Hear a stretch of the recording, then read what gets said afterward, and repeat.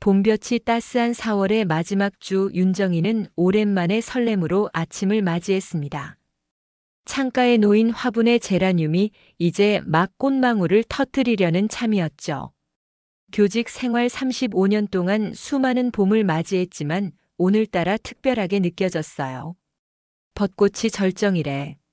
어머니, 이번 주말에 우리 같이 벚꽃 구경 가요. 일주일 전 아들 최도윤이 전화로 한 말이 귓가에 맴돌았습니다.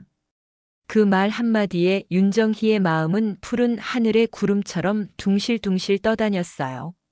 명절도 아니고 생일도 아닌데 아들과 며느리가 함께 외출을 제안한 건 몇 년 만인지 기억도 나지 않았습니다. 그래, 오늘은 내가 진짜로 살아있음을 느낄 수 있는 날이야. 윤정희는 옷장 앞에 서서 중얼거렸어요. 작년 생신에 며느리 한설인이 선물한 파스텔 블루 원피스를 꺼내 들었습니다. 한 번도 입어본 적 없는 옷이었죠. 잠시 거울 앞에 서서 옷을 몸에 대보았어요. 74의 나이가 무색하게 그녀의 눈빛은 소녀처럼 반짝였습니다. 전날 동네 미용실에 들러 머리를 단정히 손질했고 오래된 화장품 파우치에서 립스틱도 꺼내 발랐어요. 연분홍색 입술이 되살아난 그녀의 얼굴에 활기를 불어넣었습니다. 오전 10시 약속 시간보다 30분 일찍 현관에 나와 앉았어요.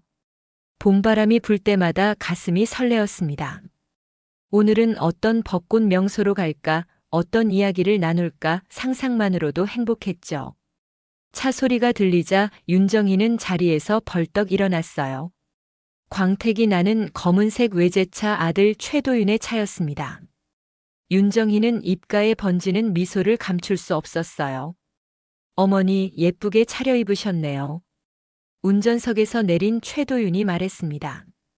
그의 목소리에는 묘한 긴장감이 묻어 있었지만 윤정희는 그저 오랜만에 외출의 아들도 설레는 거라고 생각했죠. 벚꽃이 만개했다면서 어디로 가려고? 윤정희가 물었어요. 조수석에서 내린 며느리 한설인이 대답했습니다. 네, 어머님. 정말 아름다운 곳으로 모시고 갈게요. 차에 오른 윤정희는 창밖으로 흐르는 풍경을 바라보며 가슴 벅찬 기대감에 젖었습니다. 1시간쯤 달렸을까 차는 서울 근교의 한적한 곳에 도착했어요. 청록원이라고 쓰인 아치형 간판이 보였습니다. 여기가 벚꽃 명소니? 윤정희가 물었어요. 최도윤과 한설이는 서로 눈빛을 교환했습니다.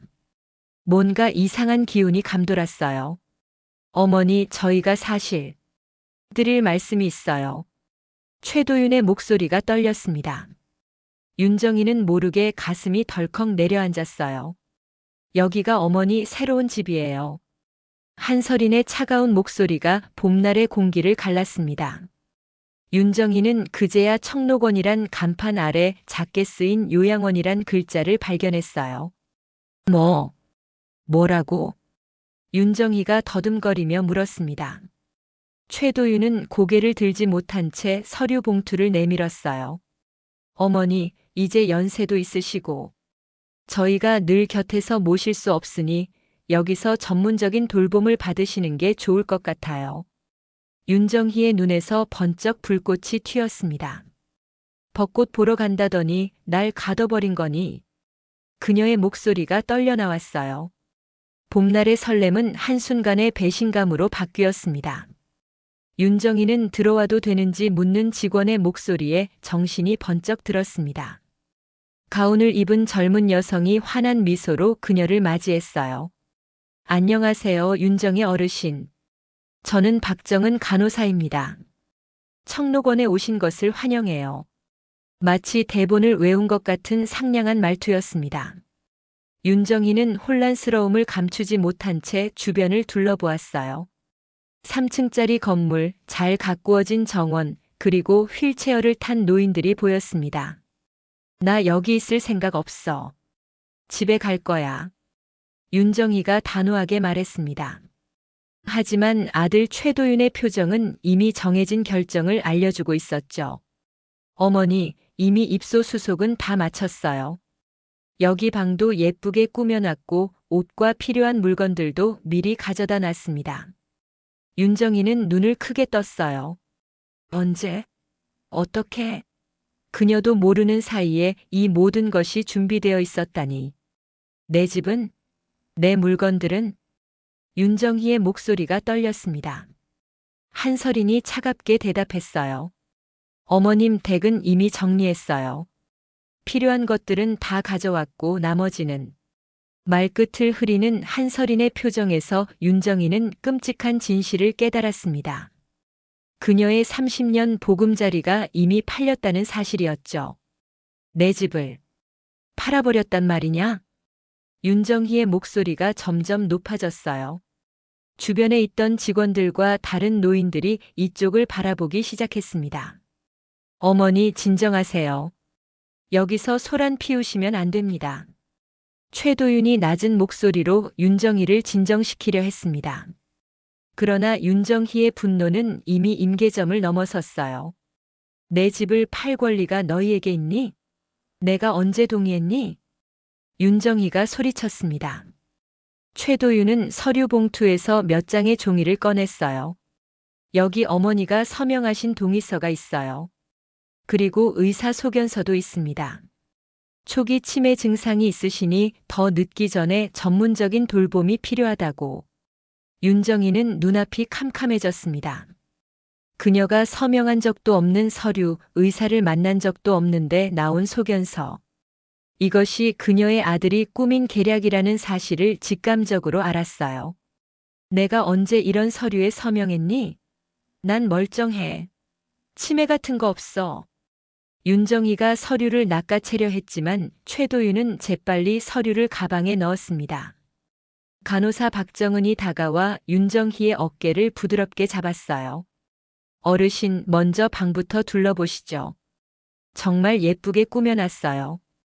윤정희는 간호사의 손길을 뿌리치며 아들을 노려보았습니다. 왜 이러니? 내가 너한테 뭘 잘못했길래? 최도윤의 표정이 굳어졌어요.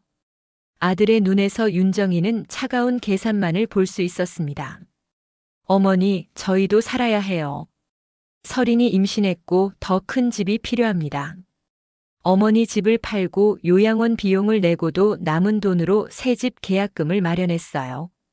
윤정희는 제대로 서 있기가 힘들 정도로 충격을 받았습니다. 35년 교직 생활로 마련한 집, 그녀의 모든 추억이 설인 뱃속의 아기와 맞바꾼 셈이었죠. 나가자. 집에 가자. 윤정희가 간절히 말했습니다. 하지만 최도윤과 한설이는 이미 발길을 돌리고 있었어요. 일주일에 한 번씩 찾아올게요. 어머니 잘 계세요. 현관을 나서는 최도윤의 뒷모습이 흐릿하게 보였습니다. 눈물이 그녀의 시야를 가렸기 때문이었죠. 윤정희는 자신도 모르게 비틀거리며 뒤를 쫓았어요. 도윤아, 나 좀 데려가. 내 집에 가고 싶어. 하지만 이미 시동이 걸린 차의 소리만 들릴 뿐이었습니다. 윤정희는 그 자리에 털썩 주저앉았어요. 화사한 봄날, 그녀의 마음은 한겨울보다 차갑게 얼어붙었습니다. 어르신 들어가세요. 밖은 아직 쌀쌀해요.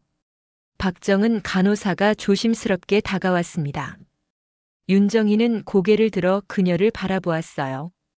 젊은 간호사의 눈에는 진심 어린 걱정이 담겨 있었지만 윤정희에게는 그저 이 모든 거짓의 일부로만 보였습니다. 난 갇힌 게 아니에요.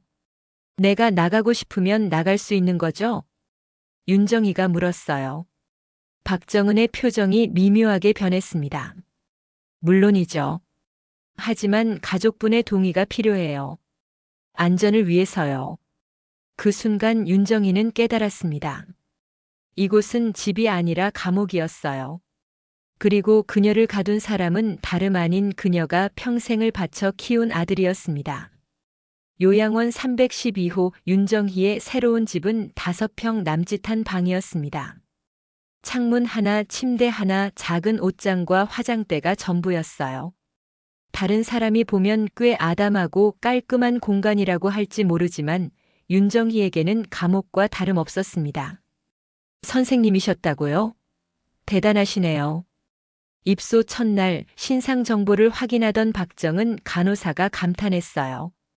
윤정이는 대답 대신 창밖만 응시했습니다. 봄볕에 반짝이는 벚꽃이 보였지만 그 아름다움조차 쓰라린 배신감만 키울 뿐이었죠. 식사는 6시, 12시, 6시에 식당에서 함께해요. 약은 제가 정해진 시간에 가져다 드립니다. 박정은이 설명을 이어갔지만 윤정희의 귀에는 들어오지 않았어요. 한 가지 생각뿐이었습니다. 어떻게 여기서 빠져나갈 수 있을까? 첫날 밤 윤정희는 한숨도 자지 못했어요. 침대에 누워 마음속으로 계속 되뇌었습니다. 난 치매가 아니야. 멀쩡해. 나는 나가야 해. 새벽녘 윤정희는 조용히 일어나 문을 열어보았어요. 잠겨있지는 않았지만 복도에는 야간 근무자가 순찰 중이었습니다. 현관문은 보안 시스템으로 통제되고 있었고 출입하려면 직원의 카드키가 필요했죠. 이튿날 아침 윤정희는 담당 간호사에게 통장과 카드를 달라고 요청했습니다. 죄송해요, 어르신. 모든 재정 관리는 보호자분이 맡으셨어요. 필요한 게 있으시면 저희에게 말씀해 주세요. 아드님께 연락드릴게요. 그제야 윤정희는 완벽하게 속았다는 사실을 깨달았어요. 집뿐만 아니라 그녀의 통장, 연금, 모든 재산에 대한 권리를 빼앗긴 것이었습니다. 점심 식사 시간 식당에 앉아 밥을 앞에 두고도 윤정희는 한 숟가락도 뜨지 못했어요. 목이 메어 아무것도 넘어가지 않았습니다. 당신과 비슷한 처지의 노인들이 주변에 가득했지만 윤정희는 그들과 어울릴 마음의 여유가 없었어요. 방으로 돌아온 윤정희는 가져온 짐 중에서 오래된 일기장을 꺼냈습니다. 펜을 들어 첫 페이지에 큼직하게 적었어요. 나는 버려졌다. 눈물이 뚝 떨어져 잉크가 번졌습니다. 그 번진 자국처럼 윤정희의 마음도 산산이 흩어졌어요. 시간이 흘러 오후가 되자 창밖에서 웃음소리가 들렸습니다. 윤정희는 창가로 다가가 보았어요. 작은 정원에 몇몇 노인들이 모여 이야기를 나누고 있었습니다. 그중 한 할머니가 특히 활기차 보였어요. 저녁 식사 시간 윤정희는 어쩔 수 없이 식당으로 향했습니다. 배고픔을 더 참을 수 없었기 때문이었죠. 구석자리를 찾아 혼자 앉았지만 누군가 다가왔어요. 여기 자리 비었나요? 함께 먹어도 될까요? 활기찬 목소리의 주인공은 오후에 정원에서 보았던 그 할머니였습니다. 그녀는 윤정희를 기다리지도 않고 옆자리에 앉았어요. 난 장순복이라고 해요. 81살 더 먹었죠. 여긴 온 지 1년 됐어요. 새 얼굴 보니 반갑네요. 윤정희는 대답하지 않았지만 장순복은 아랑곳하지 않고 이야기를 이어갔습니다. 처음엔 다 그래요. 화나고 슬프고 배신감 들고. 하지만 시간이 지나면 괜찮아질 거예요. 윤정희가 고개를 들었어요. 괜찮아진다고요? 내 집, 내 돈, 내 자유를 빼앗겼는데 어떻게 괜찮아질 수 있죠? 장순복은 잠시 윤정희를 바라보더니 작게 한숨을 내쉬었습니다. 선생님이셨다면서요? 그럼 알아야죠. 세상에 영원한 것은 없어요. 우리가 할 수 있는 건 주어진 상황에서 최선을 찾는 거죠. 윤정희는 입을 다물었어요. 교사로서 그녀가 학생들에게 늘 가르쳤던 말이었습니다. 역경 속에서도 희망을 찾으라고. 당신은 어떻게 여기 오게 됐어요? 윤정희가 물었습니다. 장순복의 눈에 잠시 그림자가 드리웠어요. 큰아들이 미국으로 이민 가고 작은아들은 사업 실패로 연락이 끊겼죠. 딸이 간간히 찾아오지만 그 애도 시댁 눈치 보느라 바빠요. 결국 요양원이 답이더라고요. 그 말에 윤정희는 자신만 그런 게 아니라는 사실을 깨달았습니다. 이곳에는 그녀와 비슷한 사연을 가진 사람들이 많았어요. 여기서 무력하게 살 생각은 없어요. 나는 나갈 거예요. 윤정희가 결연히 말했습니다. 장순복은 미소를 지었어요. 그럼 내가 도와줄게요. 우리 같이 나갈 방법을 찾아봐요. 그날 밤 윤정이는 오랜만에 편안한 마음으로 잠들 수 있었습니다. 완전한 고립은 아니었어요. 연대할 수 있는 사람이 생겼기 때문이었죠. 요양원 생활 일주일째 윤정이는 장순복의 안내로 요양원의 이곳저곳을 둘러보았습니다. 놀랍게도 3층짜리 건물 안에는 작은 도서실, 운동실, 심지어 컴퓨터실까지 있었어요. 이런 곳이 다 있었다니. 윤정이가 작은 도서실을 둘러보며 말했습니다. 책장 서너 개의 책이 빼곡했지만 대부분 오래돼 보였어요. 사람들이 잘 안 와요. 대부분 TV만 보거나 멍하니 앉아 있죠. 하지만 난 책 읽는 걸 좋아해요. 장순복이 말했습니다. 윤정이는 문득 교사 시절이 떠올랐어요. 학생들에게 책의 중요성을 강조하던 그 시절, 그녀 자신도 책을 통해 많은 위로를 받았었죠. 여기 컴퓨터도 쓸 수 있다고요? 윤정이가 물었어요. 장순복은 고개를 끄덕였습니다. 네, 매일 오후 2시부터 5시까지 사용할 수 있어요. 직원들이 감시하긴 하지만 기본적인 인터넷은 가능해요. 윤정희의 눈이 반짝였습니다. 컴퓨터, 인터넷. 외부와 연결될 수 있는 통로였어요. 그날 오후 윤정희는 컴퓨터실을 찾았습니다. 세 대의 컴퓨터 중 한 대에 앉아 검색창을 열었어요. 먼저 노인 학대를 검색했습니다. 수많은 기사와 정보가 나왔어요. 그 중에서도 노인 권리 보호에 관한 글들이 그녀의 눈길을 끌었습니다. 생각보다 이런 사례가 많구나. 윤정이는 충격을 받았어요. 자신처럼 가족에게 버림받고 재산을 빼앗긴 노인들의 이야기가 넘쳐났습니다. 한숨을 쉬며 계속 읽어내려가던 중 한 단체에 관한 정보가 눈에 들어왔어요. 실버라인 마이너스 노인 권리 자조 모임. 서울에 본부를 두고 있으며 매주 화요일 모임을 갖는다는 내용이었습니다.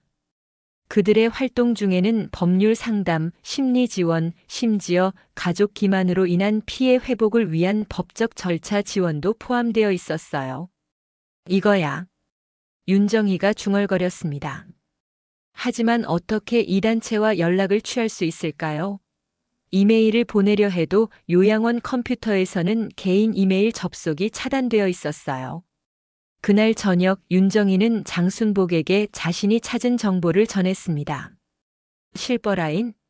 들어본 적 있어요. 작년에 TV 뉴스에서 봤어요. 상당히 영향력 있는 단체래요. 장순복이 말했어요. 윤정희는 희망의 불씨를 느꼈습니다. 하지만 어떻게 연락해야 할지 모르겠어요. 전화도 마음대로 못하고. 장순복은 잠시 생각에 잠기더니 빙그레 웃었습니다. 내일은 수요일 자원봉사자들이 오는 날이에요. 컴퓨터를 가르쳐주는 젊은이도 있어요. 그 사람 도움을 받아볼까요? 다음 날 윤정희와 장순복은 자원봉사자 이상혁을 만났습니다. 대학생으로 보이는 이상혁은 노인들에게 컴퓨터 기초를 가르치고 있었어요. 실버라인이요? 알고 있습니다. 제 할머니도 그 모임에 참석하시거든요. 이상혁이 말했습니다. 윤정희의 눈이 반짝였어요. 정말요? 그럼 어떻게 연락할 수 있을까요? 이상혁은 주변을 살피더니 작은 목소리로 말했어요. 제가 할머니께 연락해서 어르신 상황을 전달해 드릴게요. 그리고 다음 주에 제가 다시 올 때 소식 전해 드리겠습니다. 윤정희는 가슴이 벅차올랐습니다. 드디어 작은 희망이 보이기 시작했어요. 일주일 후 이상혁은 약속대로 돌아왔습니다. 그는 컴퓨터 수업 중 슬쩍 윤정희에게 종이 쪽지를 건넸어요. 다음 주 화요일 실버라인 모임에 참석할 수 있도록 할머니가 주선해 주셨습니다. 외출 허가를 받을 수 있도록 제가 돕겠습니다. 윤정희는 눈물이 날 것 같았어요. 한 달 넘게 요양원에 갇혀 있다가 처음으로 바깥 세상으로 나갈 기회가 생긴 것이었습니다. 외출 허가는 어떻게 받는 거죠? 윤정희가 물었습니다. 이상혁이 설명했어요. 자원봉사자 동행하에 문화체험 프로그램으로 신청하면 됩니다. 기관장 승인만 있으면 가능해요. 계획대로 다음 주 화요일 윤정이는 노인 문화체험이란 명목으로 이상혁과 함께 요양원을 나설 수 있었습니다. 서울 시내 한 복지관에서 열리는 실버라인 모임엔 30명 가까운 노인들이 모여 있었어요. 여러분, 오늘 새로운 분이 오셨습니다. 윤정혜 선생님이십니다. 실버라인 대표 김영자가 윤정희를 소개했습니다. 모두의 눈길이 윤정희에게 쏠렸어요. 저는 제 아들에게 속아서 요양원에 갇혔습니다. 집도 팔리고 통장도 빼앗겼어요. 윤정희가 떨리는 목소리로 말했습니다. 놀랍게도 참석자 대부분이 고개를 끄덕였어요. 그들도 비슷한 경험을 했거나 알고 있는 사례였던 겁니다. 걱정 마세요, 선생님. 당신은 혼자가 아닙니다. 우리가 도울 거예요.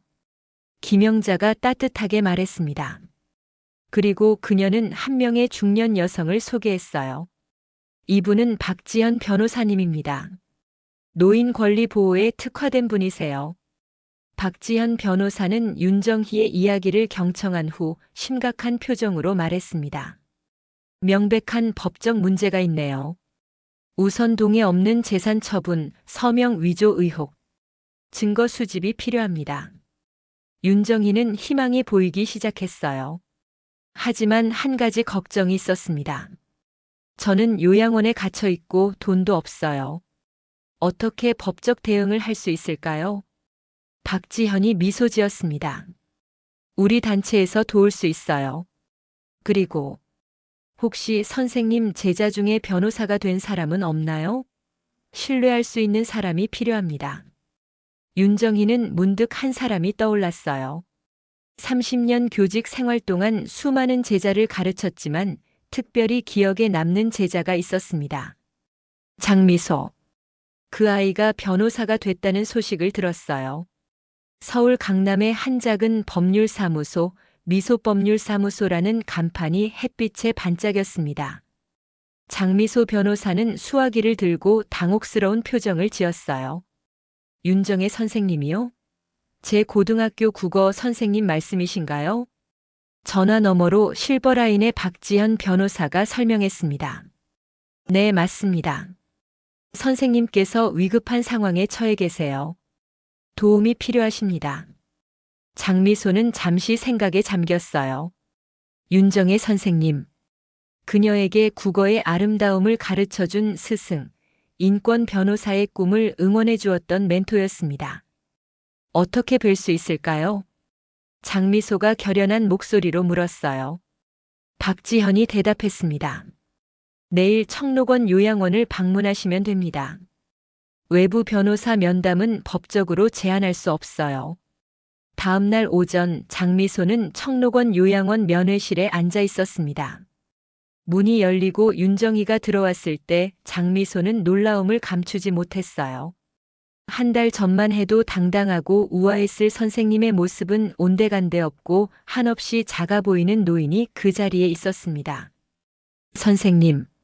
장미소가 일어나 윤정희에게 다가갔어요.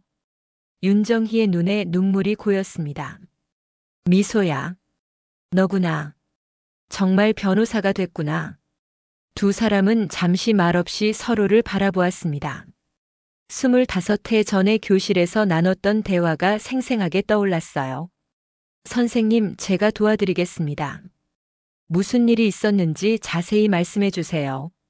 장미소의 단호한 말에 윤정희는 마음의 문을 열었습니다.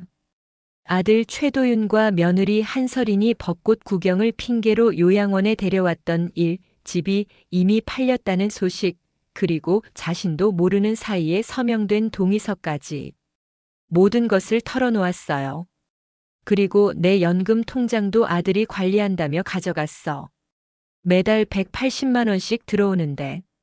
윤정희의 말에 장미소는 필기를 멈추고 고개를 들었습니다. 180만 원이요? 선생님, 혹시 요양원 비용이 얼마인지 아세요? 윤정희는 고개를 저었어요. 장미소가 설명했습니다. 이런 시설은 보통 월 120만 원 정도예요. 그것도 고급 시설이라 해봐야. 나머지 60만 원은 어디로 가는 걸까요? 두 사람의 눈이 마주쳤습니다. 말하지 않아도 알 수 있었어요. 연금이 횡령되고 있다는 사실을. 선생님, 몇 가지 증거가 필요합니다. 우선 집 매매 계약서와 동의서 사본이 필요해요. 그리고 선생님의 실제 서명 샘플도요. 장미소가 말했어요. 윤정이는 걱정스러운 표정을 지었습니다. 하지만 그런 서류는 모두 아들이 갖고 있어. 내가 어떻게 구할 수 있겠니? 장미소는 잠시 생각에 잠겼다가 미소를 지었어요. 제가 방법을 알아볼게요. 우선은 선생님의 서명 샘플이 필요합니다. 여기 종이에 평소처럼 서명해 주세요. 윤정이는 떨리는 손으로 종이에 서명했습니다. 그녀의 서명은 여전히 단정하고 또렷했어요. 그리고 선생님, 아들의 법률사무소 이름이 뭐죠? 김재원 앤 파트너스라고 들었어. 대형 로펌이라던데. 장미소의 눈이 커졌습니다. 김재원 앤 파트너스는 서울에서 손꼽히는 대형 로펌이었어요. 최도윤이 그런 곳에서 일한다면 상대하기 쉽지 않을 것이었습니다. 걱정 마세요, 선생님. 제가 반드시 정의를 찾아드리겠습니다. 장미소가 떠난 후 윤정이는 오랜만에 희망을 느꼈습니다. 그녀의 제자, 그것도 가장 열정적이고 정의로웠던 제자가 이제는 성인이 되어 그녀를 돕고 있었어요. 며칠 후 장미소는 다시 요양원을 찾았습니다. 이번에는 서류 가방을 들고 있었어요. 선생님, 좋은 소식이 있습니다. 그녀의 눈은 승리의 기쁨으로 빛났습니다. 내가 법원을 통해 선생님 집 매매 관련 서류를 열람했어요. 그리고 놀라운 사실을 발견했습니다. 장미소는 서류 한 장을 꺼내 보였어요. 매매 계약서였습니다. 여기 보세요, 선생님. 이 서명. 선생님 것과 전혀 다릅니다. 윤정이는 서류를 유심히 살펴보았습니다. 분명 그녀의 이름이 적혀 있었지만 서명은 그녀의 것이 아니었어요. 이건 내 서명이 아니야. 윤정이가 놀라움을 감추지 못하며 말했습니다. 장미소는 고개를 끄덕였어요. 네, 명백한 위조입니다. 게다가 매매 날짜를 보세요.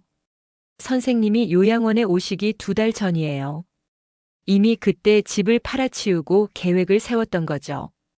윤정희의 입에서 탄식이 새어나왔어요. 아들의 배신이 얼마나 치밀하고 계획적이었는지 더욱 명확해졌습니다. 그리고 더 중요한 사실이 있어요. 집 매매 대금이 선생님 아들 부부 공동명의 계좌로 들어갔다가 바로 새 아파트 계약금으로 사용됐어요. 명백한 횡령입니다. 장미소가 계속해서 설명했습니다. 윤정이는 가슴이 아팠지만 한편으론 진실이 밝혀지고 있다는 안도감도 느꼈어요. 그리고 선생님을 치매 환자로 둔갑시켰다는 의사소견서. 이것도 조사해봤어요. 장미소가 다른 서류를 꺼냈습니다. 의사소견서였어요. 이 의사 김태준 씨는 선생님 며느리 한설인의 대학 동창입니다. 선생님을 직접 진찰한 적이 없죠? 윤정이는 고개를 저었어요. 그런 사람 만난 적 없어. 장미소의 눈빛이 더욱 날카로워졌습니다. 선생님, 이건 단순한 가정 문제가 아닙니다. 범죄입니다. 사기, 문서위조, 횡령. 모두 형사처벌 대상이에요. 윤정이는 숨을 깊이 들이마셨어요. 그녀의 마음 한구석에서는 아들에 대한 애틋함이 남아 있었습니다. 하지만 이미 선을 넘은 배신이었어요. 어떻게 해야 하니? 윤정희가 물었습니다. 장미소는 단호하게 대답했어요. 법정에서 싸워야 합니다. 선생님의 권리를 되찾아야 해요. 제가 그리고 실버라인이 함께 할게요. 윤정희의 눈에 결연한 의지가 깃들었습니다. 교단에 서서 학생들에게 정의와 용기를 가르쳤던 그 목소리가 돌아왔어요. 그래, 내 권리를 위해 싸우자. 이건 나만의 문제가 아니야. 이런 일이 다시는 일어나지 않게 해야 해. 장미소는 선생님의 다시 살아난 의지를 보며 뿌듯함을 느꼈습니다. 그녀가 고등학교 시절 배웠던 윤정의 선생님의 모습이 다시 돌아오고 있었어요. 햇살 좋은 오후 장미소는 그녀의 작은 법률사무소에서 서류 더미와 씨름하고 있었습니다. 윤정의 선생님의 사건은 예상보다 복잡했어요.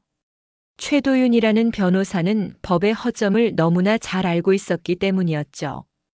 이 통장 내역을 좀 봐봐. 장미소는 동료 변호사 김지훈에게 서류를 건넸습니다. 지훈은 잠시 서류를 살펴보더니 놀란 표정을 지었어요. 매달 연금이 입금된 직후 곧바로 인출되네. 그것도 ATM이 아닌 창구 인출이야. 장미소는 고개를 끄덕였습니다. 최도윤은 어머니의 연금 통장에서 매달 규칙적으로 돈을 빼가고 있었어요. 요양원 비용으로 120만 원을 지불하고 나머지 60만 원은 그대로 가로챈 것이었습니다. 이건 명백한 횡령이야. 게다가 요양원 장기 계약으로 1년치를 한꺼번에 지불했더라고. 집 한 돈으로. 장미소가 말했어요.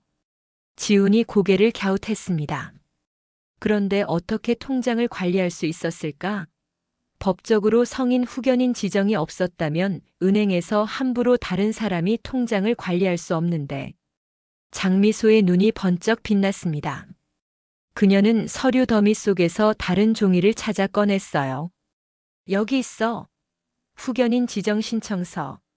아들 최도윤이 어머니가 치매로 재산 관리가 어렵다는 사유로 법원에 신청했더라고. 지훈이 서류를 살펴보았습니다. 그런데 이런 신청은 의학적 소견이 필요한데. 바로 그거야. 위조된 의사소견서로 법원을 속인 거지. 장미소가 흥분해서 말했어요. 두 변호사는 서로를 바라보며 미소를 지었습니다. 법적 돌파구를 찾은 것이었어요. 다음 날 장미소는 청록원 요양원을 다시 찾았습니다.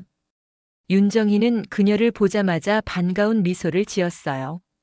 미소야, 좋은 소식이 있니? 장미소는 고개를 끄덕였습니다. 네, 선생님. 우리가 필요한 증거들을 거의 다 모았어요. 이제 법원에 제출할 준비가 됐습니다. 윤정희의 눈에 희망의 빛이 어렸어요. 장미소는 서류 가방에서 몇 장의 종이를 꺼냈습니다. 이게 선생님 명의로 제출할 소장이에요. 내용은 크게 세 가지입니다. 첫째, 사기와 강요에 의한 요양원 입소 무효 확인. 둘째, 불법적인 재산 처분에 대한 손해배상. 셋째, 문서 위조에 대한 형사고발. 윤정희는 천천히 소장을 읽어내려갔습니다. 법률 용어가 낯설었지만 문서의 의미는 분명했어요. 그녀의 아들에 대한 법적 대응이었습니다. 도윤이를 고발하는 거구나. 윤정희의 목소리가 떨렸어요. 장미소는 그녀의 손을 부드럽게 잡았습니다. 선생님, 이건 단순한 복수가 아니에요. 정의를 바로 세우는 일입니다. 그리고 선생님의 권리를 되찾는 유일한 방법이기도 해요. 윤정희는 깊은 생각에 잠겼습니다. 수십 년 전 그녀는 교실에서 학생들에게 정의의 중요성을 가르쳤어요. 불의에 맞서 싸울 용기를 이야기했죠. 이제 그 가르침을 자신이 실천할 때였습니다. 알았다. 소장에 서명할게. 윤정희가 결연한 목소리로 말했어요. 장미소는 볼펜을 건넸고 윤정희는 떨리는 손으로 소장에 서명했습니다. 그리고 한 가지 더 준비해온 것이 있어요. 장미소가 말했어요. 그녀는 작은 녹음기를 꺼냈습니다. 다음 주면 선생님 아들이 면회 올 때죠? 그때 이 녹음기로 대화를 녹음해야 합니다. 특히 집 매매와 관련된 이야기가 나온다면 더 좋고요. 윤정희는 잠시 머뭇거렸지만 이내 고개를 끄덕였습니다. 그녀의 눈빛에 결연함이 어렸어요. 일주일 후 최도윤은 약속대로 요양원을 찾아왔습니다. 평소와 달리 한설이는 동행하지 않았어요. 어머니 잘 지내셨어요? 형식적인 인사와 함께 최도윤이 작은 선물 상자를 내밀었습니다. 윤정희는 마음을 다잡고 침착하게 대화를 이끌어갔어요. 도윤아, 엄마가 묻고 싶은 게 있어. 네, 말씀하세요. 우리 집은 언제 판 거니? 최도윤의 표정이 굳어졌습니다. 잠시 침묵이 흐르고 그가 입을 열었어요. 어머니가 무슨 말씀을? 집은 어머니 건강을 위해 요양원 비용으로 충당한 거잖아요. 그래, 그런데 왜 내가 모르게 판 거야? 내 도장은 어떻게 찍은 거고? 윤정희가 따져 물었습니다. 최도윤의 얼굴이 점점 굳어갔어요. 어머니, 그때 제가 다 설명드렸잖아요. 어머니가 동의하셨고. 거짓말 마라. 윤정희의 목소리가 단호해졌습니다. 그녀의 눈을 똑바로 보지 못하고 최도윤은 시선을 피했어요. 어머니, 이제 와서 그런 이야기를 해서 뭐 하겠어요? 이미 다 끝난 일인데. 도장을 위조했지? 그 도장으로 집을 팔고 내 통장도 마음대로 관리하고. 도윤아, 내가 왜 이렇게 된 거니? 윤정희의 눈에 눈물이 고였습니다. 아들의 배신이 너무 아팠어요. 최도윤은 잠시 침묵하다가 냉정한 목소리로 말했습니다. 어머니, 누가 이상한 소리를 하던가요? 어머니는 기억력이 점점 안 좋아지고 계세요. 의사 선생님도 그렇게 말씀하셨잖아요. 윤정희는 가슴이 찢어지는 것 같았습니다. 자신의 아들이, 그것도 변호사인 아들이 거짓말로 자신을 속이고 있었어요. 난 멀쩡해. 의사를 만난 적도 없어. 그 의사가 누구지? 한설인 대학 동창 김태준 맞지? 최도윤의 얼굴이 창백해졌습니다. 윤정희가 그 이름을 어떻게 알았는지 충격받은 듯 했어요. 어머니 무슨 말씀을? 윤정희는 씁쓸하게 웃었습니다. 도윤아, 도장을 위조한 자가 내 아들이었다니. 내가 어떻게 이럴 수 있니? 최도윤은 자리에서 벌떡 일어났습니다. 그의 눈에 당혹감과 분노가 교차했어요. 어머니, 이런 식으로 나오실 거면 더 이상 면회 올 필요가 없겠네요. 안녕히 계세요. 그는 획 돌아서서 방을 나갔습니다. 윤정희는 그대로 앉아 아들의 뒷모습을 바라보았어요. 그리고 조용히 블라우스 안에 숨겨둔 녹음기의 정지 버튼을 눌렀습니다. 이제 시작이다 아들아. 서울중앙지방법원 432호 법정. 긴장감이 감도는 공간에 윤정희는 장미소와 함께 앉아 있었습니다. 오늘은 그녀의 소송 첫 번째 공판이었어요. 긴장하지 마세요, 선생님. 우리가 잘 준비했잖아요. 장미소가 윤정희의 떨리는 손을 잡으며 속삭였습니다. 윤정희는 고개를 끄덕였지만 마음은 천근만근 무거웠어요.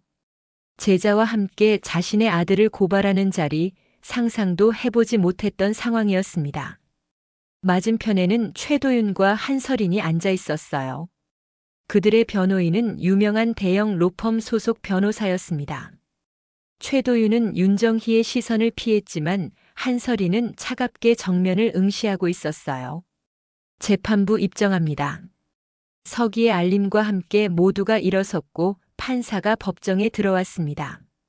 첫 공판은 주로 양측의 주장을 듣는 자리였어요. 원고 측 변호인, 주요 청구 내용을 간략히 설명해 주십시오.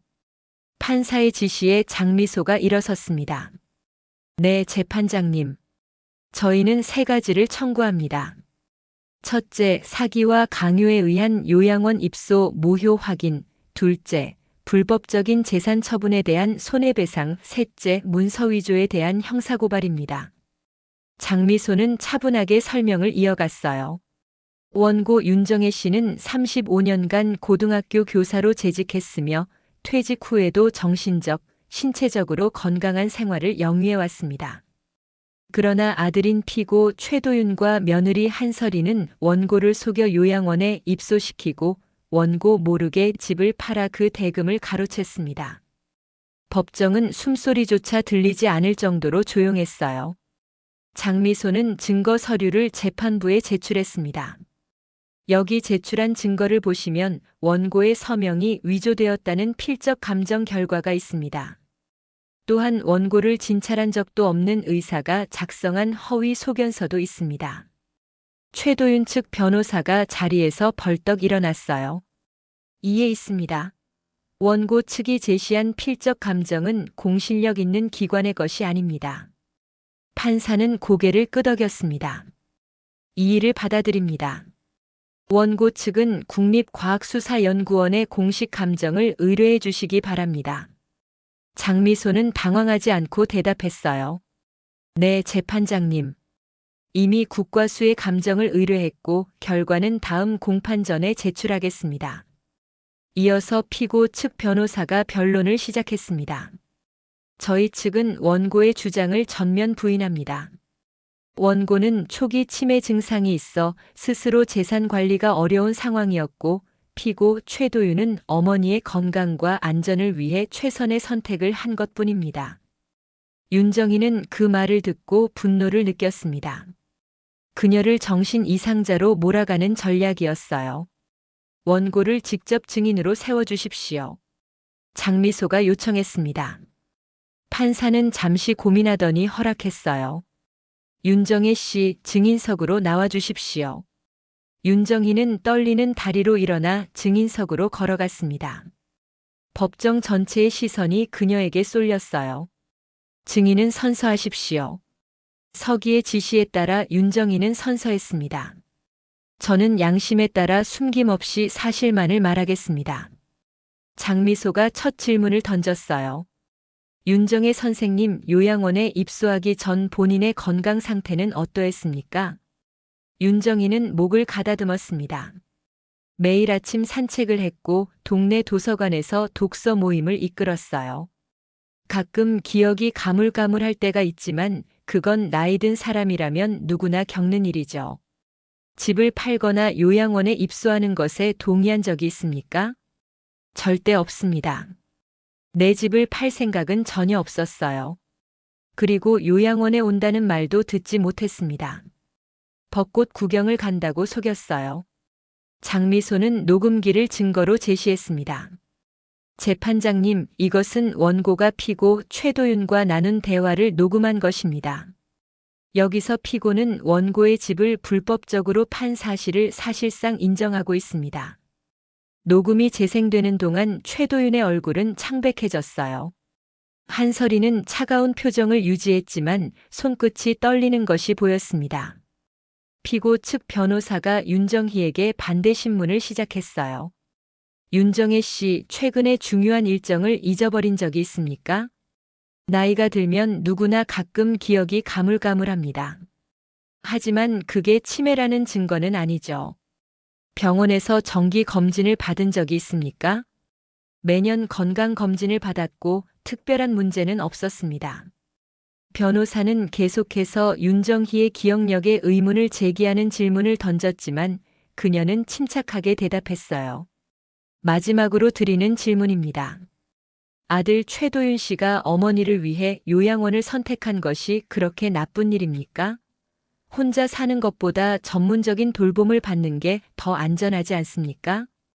윤정희는 잠시 침묵했다가 똑바로 최도윤을 바라보며 말했습니다. 내 아들이 날 진정으로 걱정했다면 먼저 나와 상의했을 겁니다. 내 의사를 무시하고 내 재산을 빼앗고 나를 가둔 것은 사랑이 아니라 배신이에요. 그녀의 목소리가 떨렸지만 눈빛은 단호했어요. 나는 아직도 내 이름도 내 고통도 기억해. 그리고 그 배신도. 법정은 무거운 침묵에 휩싸였습니다.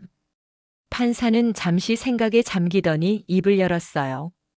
다음 공판에서는 국립과학수사연구원의 필적 감정 결과와 의사 김태준 씨의 증인 신문을 진행하겠습니다.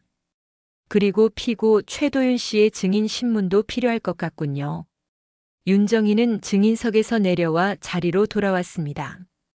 장미소가 그녀의 어깨를 토닥였어요. 잘하셨어요, 선생님. 정말 훌륭했습니다. 법정을 나서는 길 윤정희는 최도윤과 눈이 마주쳤습니다. 아들의 눈에는 처음으로 불안감이 서려 있었어요. 그제야 그는 어머니가 멀쩡하다는 사실, 그리고 자신의 범죄가 드러나고 있다는 사실을 깨달은 듯 했습니다. 오늘의 승리는 시작에 불과해요. 이제 진짜 싸움은 이제부터예요. 장미소가 말했습니다. 윤정희는 고개를 끄덕였어요. 자신의 권리를 되찾기 위한 긴 싸움이 시작된 것이었습니다. 서울의 가을 단풍이 절정에 이른 10월의 어느 날이었습니다. 윤정희는 자신의 집 마당에 서서 감나무를 바라보고 있었어요. 이제 막 심은 작은 감나무였지만 언젠가는 커다란 열매를 맺을 것이라는 희망이 담겨 있었습니다. 선생님, 차 한 잔 마실래요? 장미소가 두 잔의 차를 들고 마당으로 나왔어요. 윤정희는 미소를 지으며 고개를 끄덕였습니다. 두 사람은 작은 평상에 앉아 가을 하늘을 바라보았습니다. 이제 정말 끝난 거죠? 윤정희가 물었어요. 장미소는 고개를 끄덕였습니다. 네, 모든 법적 절차가 마무리됐어요. 집은 선생님 명의로 돌아왔고 불법적으로 인출된 연금도 모두 돌려받았습니다. 윤정희는 깊은 숨을 내쉬었어요. 6개월간의 길고 지루한 법정 싸움이 끝났습니다. 국립과학수사연구원의 필적 감정 결과는 결정적이었어요. 집 매매 계약서의 서명이 명백히 위조되었다는 사실이 밝혀졌습니다. 더 충격적인 것은 의사 김태준의 증언이었어요. 그는 법정에서 윤정희를 한 번도 진찰한 적이 없으며 한서린의 부탁으로 허위 소견서를 작성했다고 실토했습니다. 그 대가로 한서린이 김태준의 개인 병원 개업 자금을 빌려주기로 약속했다는 사실도 드러났어요. 도윤이는 어떻게 됐니? 윤정희의 목소리가 떨렸습니다. 아무리 그래도 그는 그녀의 아들이었으니까요. 장미소는 잠시 망설이다 대답했어요. 최도윤 씨는 사기와 문서 위조로 징역 2년, 집행유예 3년을 선고받았습니다. 그리고 변호사 자격도 박탈됐고요. 윤정희는 슬픈 표정을 지었습니다. 그녀의 마음 한구석에서는 아들에 대한 연민이 남아 있었어요. 그 애가 왜 그랬을까? 내가 뭘 잘못했을까? 장미소는 윤정희의 손을 부드럽게 잡았습니다. 선생님, 이건 선생님 잘못이 아니에요. 최도윤 씨와 한서린 씨는 자신들의 이익을 위해 선택한 거예요. 그들이 더 큰 집, 더 많은 돈을 원했던 거죠. 윤정희는 고개를 끄덕였어요. 마음 아픈 진실이었지만 받아들여야 했습니다. 그나저나 한서린의 임신은 어떻게 됐지? 윤정희가 물었습니다. 장미소는 쓴웃음을 지었어요. 임신이란 건 거짓말이었어요. 법정에서 한서린 스스로 인정했잖아요. 새 집을 사기 위한 핑계였다고. 윤정희는 깊은 한숨을 내쉬었습니다. 아들 부부의 거짓말이 얼마나 깊고 넓었는지 새삼 깨달았어요. 이제 어떻게 할 생각이에요, 선생님? 장미소가 물었습니다. 윤정희는 새로 심은 감나무를 바라보며 미소 지었어요. 새로 시작할 거야. 내 삶, 내 방식대로. 그녀의 눈빛에는 결연함이 어려 있었습니다. 상처는 남았지만 그 상처를 딛고 일어설 준비가 된 것이었어요. 다음 날 윤정희는 지역 노인회관을 찾았습니다. 그곳에서 노인 권리 교육 프로그램을 제안했어요. 저는 제 아들에게 속아 요양원에 감금되었던 경험이 있습니다. 하지만 그 경험을 통해 배운 것이 있어요. 우리 노인들의 권리와 그 권리를 어떻게 지킬 수 있는지에 대해서요. 노인회관 관계자들은 처음에는 놀랐지만 곧 윤정희의 진심을 알아보았습니다. 그들은 그녀의 제안을 받아들였고 매주 한 번씩 교육 프로그램을 진행하기로 했어요. 첫 수업날 예상보다 많은 노인들이 참석했습니다. 윤정희는 떨리는 마음으로 강단에 섰어요. 35년 동안 학생들 앞에서 강의했지만 이번은 달랐습니다. 그녀 자신의 아픈 경험을 나누는 자리였으니까요. 여러분, 나이 들었다고 해서 우리의 권리가 줄어드는 것은 아닙니다. 오히려 더 잘 알고 더 단단히 지켜야 해요. 윤정희의 목소리는 점점 힘이 실렸습니다. 청중들은 고개를 끄덕이며 그녀의 말에 귀 기울였어요. 법적으로 여러분의 재산을 지키는 방법, 의심스러운 문서에 서명하지 않는 법, 그리고 도움을 청할 수 있는 기관들. 이 모든 것을 함께 배워나갔으면 합니다. 수업이 끝난 후 많은 노인들이 윤정희에게 다가와 자신들의 이야기를 나누었습니다. 비슷한 경험을 한 사람들, 걱정하고 있는 사람들, 그저 더 많이 알고 싶은 사람들. 모두의 눈에는 윤정희가 전한 희망의 빛이 어려 있었어요. 몇 주 후 윤정희의 강의는 입소문을 타고 다른 노인회관으로도 확대되었습니다. 그녀의 이야기는 많은 노인들에게 용기와 희망을 주었어요. 어느 날 강의를 마치고 집으로 돌아온 윤정희는 현관 앞에 낯선 봉투를 발견했습니다. 조심스럽게 열어보니 편지와 함께 작은 상자가 들어 있었어요. 편지는 최도윤이 보낸 것이었습니다. 어머니, 제가 저지른 일에 대해 진심으로 사과드립니다. 용서받기는 어렵겠지만 그래도 제 마음을 전하고 싶었습니다. 상자 안에는 어머니가 항상 아끼시던 할머니의 비녀가 있습니다. 제가 가져갔던 것을 돌려드립니다. 윤정희는 상자를 열었습니다. 정말 그녀의 어머니가 물려준 옥비녀가 들어 있었어요. 그녀는 비녀를 손에 쥐고 눈물을 흘렸습니다. 분노, 슬픔, 그리고 희미한 희망이 뒤섞인 눈물이었어요. 그날 밤 윤정희는 마당의 감나무 아래에 앉아 밤하늘을 바라보았습니다. 별들이 유난히 밝게 빛나는 가을밤이었어요. 장순복이 요양원에서 했던 말이 떠올랐습니다. 세상에 영원한 것은 없어요.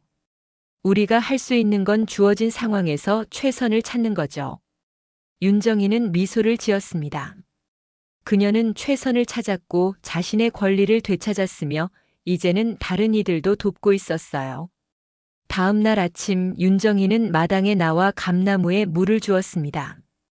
이웃집 할머니가 담장 너머로 말을 걸었어요. 윤 선생님, 오늘도 강의하러 가세요?